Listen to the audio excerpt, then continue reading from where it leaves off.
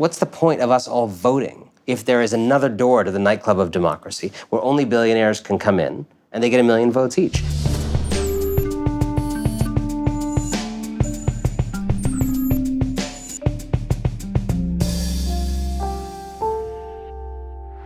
The rise of socialism. Radical socialism. There's a huge difference between socialism and democratic socialism. Some of us do not want socialism to be normalized. They absolutely love corporate socialism. Socialism with open borders is impossible. If you live in America today, you have two options. Wear a red-starred beret with your fellow commies and go nationalize private industry, or go to work for one of the nation's emerging monopolies for 10 cents a day, no bathroom breaks. Hyperbole can be fun. If you listen to partisans, that's just what's being peddled. And it's a shame, because that sort of framing undermines the real conversation we need to be having about capitalism, socialism, and democracy in this country, and how we as Americans fit with the rest of the world. So let's start right now. Hello, and welcome to G0 World. I'm Ian Bremmer, and today I'm going to take a closer look at the systems that produce our haves and have-nots. And who better to help me do it than former New York Times journalist and author of Winners Take All, Anand Giridharadas. Then I've got your puppet regime. Polls show that Americans are united in one thing: hating socialism. But first, a word from the folks who help us keep the lights on.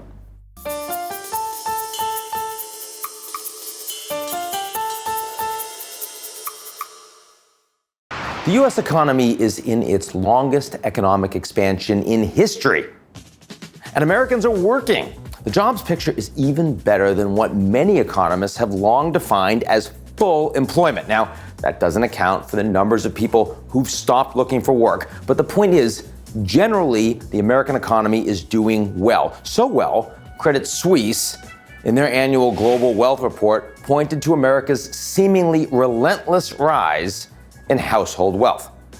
Sounds great, right? But what happens if you parse those numbers a little bit closer? Who is actually benefiting? Let's take a look. After the financial crisis, incomes rebounded, but not at all evenly. For the top 1% of earners, incomes rose by nearly 1/3, 31%. But for the rest, take-home pay increased by less than 1%. The wealth gap has been widening for more than 40 years now. Between 1978 and 2015, incomes of the top 0.1% of Americans grew by 321%. Meanwhile, the bottom 50% actually saw their incomes go down. Not a huge amount, roughly 1%, but still, their incomes went down while the super rich got so much richer. There have always been haves and have-nots. That's actually part of what makes capitalism work. But the scale of this and where it's headed is something new. For instance, in 1989, the wealthiest 60% of Americans accounted for about 70% of all household wealth. 3 decades later, that same amount of wealth had been squeezed up into the top 10%. The aftereffects of Wall Street's Gordon Gekko era had certainly taken hold. Greed, for lack of a better word, is good. Of course, these days, not everyone thinks so. That may be one reason recent polling suggests that as many as 40% of Americans prefer to live in a socialist country. Sure, they're probably talking more about the Canadian or the Swedish varieties, which are not actually socialism, than the Venezuelan one. But the fact is, socialism in America is no longer the punchline it once was. No matter who wins in 2020, the United States is going to remain a capitalist country. There's no question about that. But the shift in attitude is telling. Is this more an American phenomenon? I'm not saying vast income disparities don't exist elsewhere. Globally, the top 1% of people control about 40% of all national wealth. But if there's been one hallmark of the last half century, it's been the rapid emergence of a global middle class. And by 2020, half of the world's entire population will fit into that category.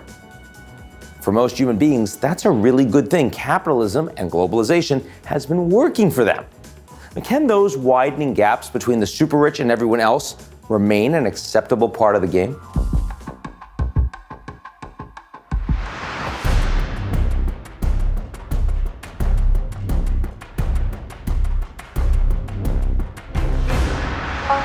I'm glad you went there. It's the different stages of development, really interesting.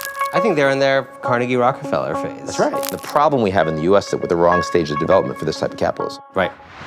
And I'm with Anand Giridharadas, author of Winners Take All. Great to be with you, man. Great to be with you. I want to talk about this moment of capitalism. And you've been one of the most articulate and loud against elites.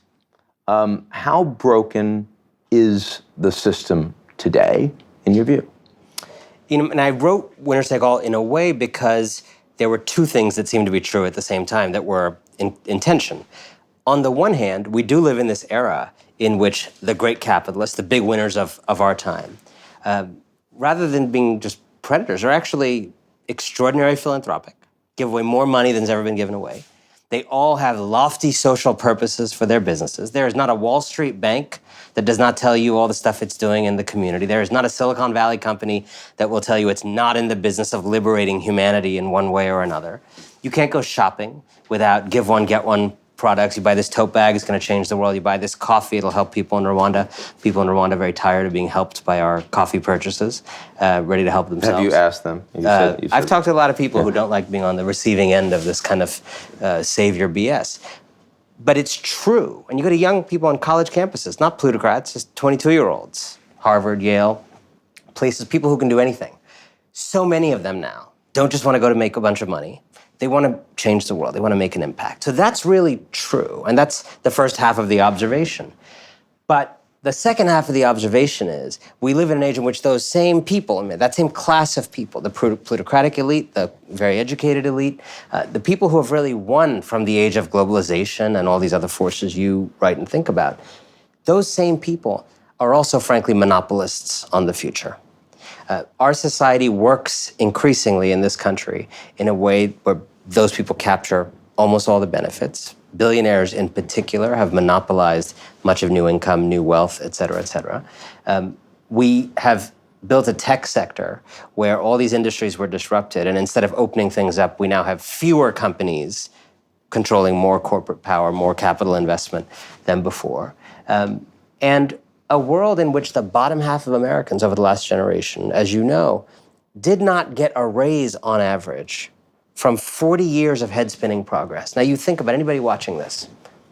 What has happened in the last 40 years? Innovation, right? 40 years, amazing stuff has happened. The internet, genomics, think of what's happened in medicine in the last 40 years. Think of space. I mean, just think of the new stuff that was not part of our repertoire in the world. The rise of China and India as massive new forces in the world. And you manage to sequester the bottom half of Americans from making $1 more from any of those changes. How does that happen? Massive, massive social engineering, right? This is not a natural occurrence. It actually takes a lot of hard work to make sure that changes as big as those do not benefit the bottom half of America. So are you saying that all of this, to use the term by Matt Bishop, former guy from The Economist, philanthrocapitalism, is box-checking BS? Or is it well-intentioned but actually just poorly managed? It's a mix of the two. I actually think when you go to Wall Street, and I interview people in finance, one of the refreshing things that I like about those people is they are pretty sincere about the fact that the social stuff they do is essentially part of the marketing department. And they don't actually BS you that much about we're really here to liberate Afghan girls and, you know, derivatives trading is like our means of doing that. I mean, even the American government doesn't do a good job of saying we're out to liberate Afghan girls, so. But you go to Silicon Valley, it's a different story. I actually do not think Mark Zuckerberg's motivated by money, and that's what scares me about him. I think in the Valley, you actually do have often this messianic view. I am genuinely trying to make the world a better place. I am here because I have figured out a piece of code, a kind of platform that if it could get everywhere, it would change the world. And so you have this spectrum from the kind of shrewd to the naive, but it ends up in the same place, which is that the people with the most to lose from actual social change, from actual reform, from things like a wealth tax, from regulating tech companies, from breaking up monopolies, the kind of people who would most suffer if we did those real forms of change, put themselves in charge of the theory, the practice, the conversation of change, and thus defang change. And so our social problems continue to multiply, and we continue to do nothing about them. Because the People lobbying continue to capacity is great, because the special interests can capture the regulatory process, and so they are ensuring that the system maintains its inequities even as they are providing some cash to keep the people from suffering too much. And each of these is a different area. So first of all, the age has allowed those who rule the roost in the economy to rule more of the roost. That's just the concentration In of the US. wealth and income. Right. Then, because of things like Jane Mayer wrote about in Dark Money and other books, that economic concentration translated over the last 30, Into 40 political years power. into political clout Correct. and kind of political monopolies So- on. And then what I'm writing about is the third phase of that, which is the conquest of kind of civil society, social change, philanthropy, doing good. Even doing good has now in some ways become the wingman of keeping the really bad things about our society the same. So, Anand, before we talk about the people on the receiving end of that not quite largesse, let me push back against you in two different ways and see what you think. Yeah. The first is the easier one, which is, talk to me about Bill Gates, right? I mean, here's a guy that was richest guy in the world. He's giving away half of it, right? And it in amounts that clearly seem to be, I mean, when you talk about malaria nets, I mean, the level of improved health, improved immunization, improved literacy at people not so much in the United States necessarily, but certainly when you look at the impact it's having in other countries around the world, seems to be measurable. And in some ways, indeed, much more than what the United States government is doing. And certainly without all of the neo-colonial wars in Iraq and Afghanistan that are going on. How do you address that? Great question. If you imagine someone, and Gates is not the perfect example, but he's a good one, who did not make money by causing massive social problems. Now, Gates' monopoly actually is a massive social problem, and Gates' money is from a big monopoly. So it's not the opioid crisis, it's not Facebook, but it's not nothing. But there is still one residual problem that is not trivial. Which is? Power. Even if he made the money completely honorably, even if the programs he is running are totally effective, what is the point, Ian, of having democracies? What's the point of us all voting on what we do about our biggest shared problems if there is another door to the nightclub of democracy where only billionaires can come in and they get 1 million votes each, right? So it's one thing to do the work he does in other countries. That's about their sovereignty, and they got to think about whether they want him coming in or not. I think it's also a different issue when those countries don't necessarily have the capacity in the public sector to solve the problems that he's getting. And in most of those cases, Correct. They don't. However, he's also very active here. He's very active on the issue of education, where there's been a lot of criticism of his approach. And you got a lot of, ex-McKinsey kids with their spreadsheets coming in and kind of redesigning public education in the United States through Common Core, other things. You got Common Core pushed through a lot of states without an adequate debate or any debate at all. And you start to wonder, even if you are a totally honorable guy, what gives you the right to essentially privately govern? And a lot of what my critique is about is not just about the use of this do-gooding to cover up sins, not just about the use of the do-gooding to kind of continue making money by keeping yourself in the network, but frankly about the continued exertion of power, when in fact the greatest challenge of this country right now is power in the hands of too few.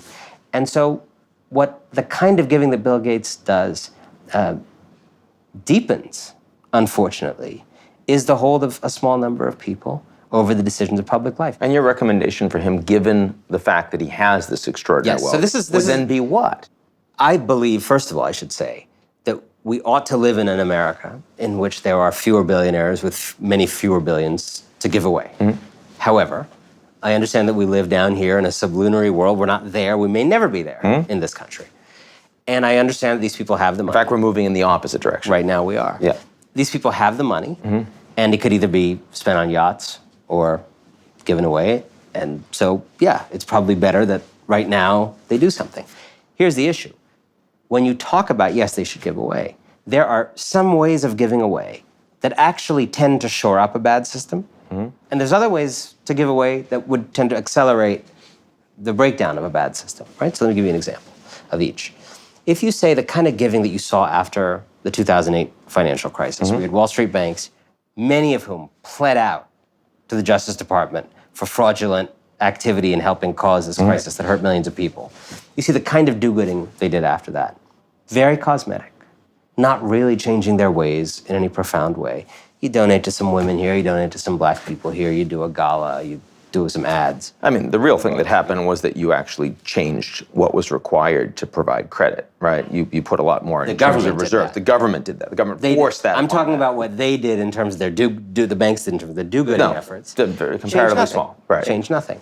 But you do have, on the other hand, if you go back, look at a program like Head Start, government program. Its origin was philanthropic investment by the Rockefellers and others, the University of Iowa Child Welfare Station. They proved a model in this laboratory that probably the government wouldn't have been smart enough to figure out on its own, that if you intervene early in young kids' environment, you can change the course of their lives, right? And that got proven out. And then they mainstreamed it into policy, and 500,000 kids are in the first class of Head Start, which drastically changes outcomes. That's an example of a better kind of giving, where you're doing experimentation, as Rob Reich of Stanford calls it. You're using private money to test what the public might do one day, but then you're mainstreaming it into policy to make the system work better. On education, the kind of giving that happens a lot now is charter schools, right? So rich people give to a charter school, sometimes they get their name on it, or they get to be on the board, get to go to, as one of my characters, Darren Walker, in the book says, they get to go to their parties and tell their friends that they got 3 black boys into Yale. It doesn't really change the system. In some ways, it has changed the system for the worse. On the other hand, there's a bunch of lawyers, kind of scraggly lawyers right now, trying to win a case, multiple cases, that would actually make it unconstitutional to fund public schools differentially by property tax. Now, that is a root cause justice issue in American life. Interestingly, those lawyers see very little philanthropic money. Why? Because if those lawyers succeeded, you know what happened to every rich person's home value in America? It would go down 20, 30% because they'd lose access to their really fancy local public So in other words, school. the kind of philanthropy that would really create more social justice in this country, you suggest will never happen precisely because it fundamentally undermines the vested interests of the people. But before we say it'll never happen, you're probably right. But before we say it'll never happen, I would say the kind of giving that is the right giving for right now is traitor to your class giving. Billionaires calling for a wealth tax is the kind of thing that I'm talking about. Now, in addition to calling for it, you could actually spend $1 billion lobbying for it, building grassroots support for it, training community leaders. As you know, there are trillions of dollars in tax havens around the world. Money that governments can't see, can't tax, that could fund education, so many other things. There's, again, a bunch of scraggly people who are working to identify where that money is, rat it out, draft tax treaties that would allow countries to cooperate better to see and tax that money. It's very interesting that the plutocrats don't give to causes like that. So maybe you're right that they never will.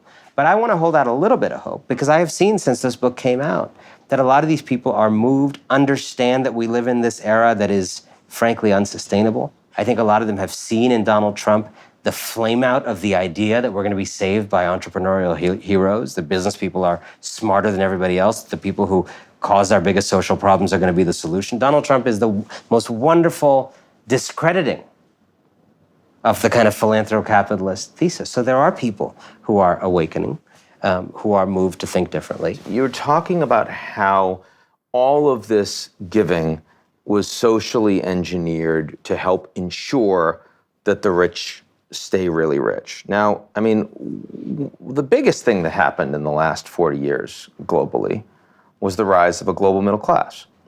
The biggest thing that happened over the last 40 years is that people that had nothing suddenly have become increasingly dominant economic forces, most importantly, China. Now leave the United States. Let's look globally, because it's globalization we're talking about. And actually what you see is a rise of an extraordinary middle class. No, I'm not talking about plutocracy in China. I'm talking about the average Chinese doing vastly better, the average Brazilian doing vastly better. So in the United States, a lot of working class, they really relate to Bernie Sanders and Trump when they talk about tariffs, right? In Brazil and Mexico, the working class and the middle class say, we want free trade. because they think they've benefited from it. So I'm asking there, do you think there's something else going on? Or do you think like actually all these brilliant billionaires in the United States weren't really socially engineering globally? They only socially engineered domestically where they had their hands on political power. I mean, I think what's interesting is, having covered India, like there are certain moments and stages of development where billionaires might benefit, as they do right now in the United States, from kind of monopolizing progress. But if you were in India 20 years ago, having a monopoly on progress and actually cutting most people off from growth wasn't a particularly smart strategy for billionaires, because there was like no one to sell your stuff to, and there was no market if the 90% of people are living in poverty. So part of what's happened in India and China, in my view, is you had countries that had these self-inflicted policy wounds for a very long time, where 70, 80, 90% of people were living in poverty, and they moved away from that era in a way that, for now, has allowed the billionaire class in those countries to rise in tandem with the consuming, spending classes. It's very similar to what we had happen here, earlier in the 20th century. So at different stages of development, actually, billionaire creation of wealth through a capitalist system can be aligned with the working and middle classes. Yes, and the way it usually works is, if you look at American history, there are these swings. There's kind of eras defined by private striving and eras defined by public purpose. And you might say in an ideal world we should do everything at the same time, but in our history, I think there's something. I'm a big believer in kind of a dominant culture that everybody's kind of operating within. And so if you think about the first Gilded Age, I believe we're in the second Gilded Age now, the first Gilded Age was kind of defined by that. Pre-World War I, in the United States. Defined by exactly what you're describing in India and China, where you had a lot of the kind of first, what we'd now call billionaires, big fortunes. And they were doing big nation-building stuff like railroads and steel and all this kind of stuff. And the good thing about that era is they create a lot of growth. They often end up building stuff for the country that you sort of have happening, certainly in India right now. And those eras are very bad for inequality. They tend to widen it. Inequality is out of control in India and China, even though you do have these classes rising. And then you get to a place where that gets unsustainable. And I think India and China will go in that direction, where you will start to have essentially problems of coordination, problems of the abuse of power. And then you kind of pivot to an age of greater public purpose, where you focus on reform.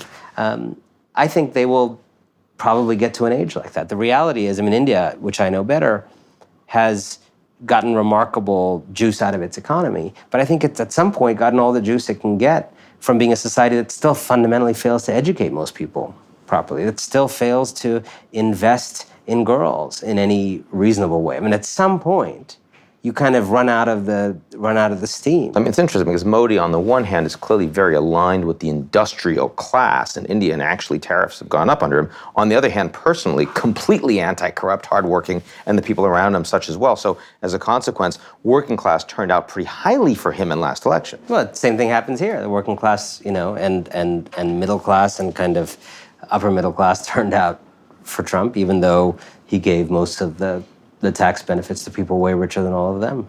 Anand Giridharadas, thank you very much. Thank you.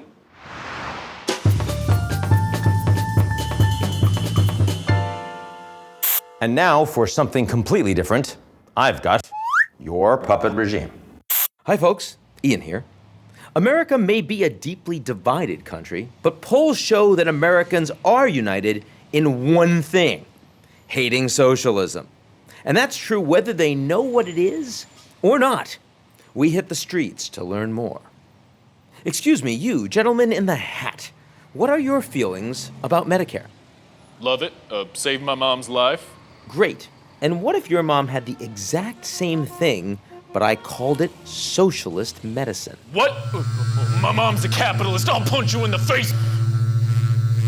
You see, and it's not just about life or death issues. The socialism label can ruin just about anything. Excuse me, woman in the blue shirt. Would you like some ice cream? Oh, I love ice cream. Well, that's socialist ice cream. No! Demon! No! Of course, there is one American demographic who seem to like socialism. Excuse me, young man on the phone, working 19 freelance jobs and unable to repay your student loans. What are your thoughts on Bernie Sanders' trade policies? Oh, they're great. And what if I said his socialist trade policies are very similar to Donald Trump's?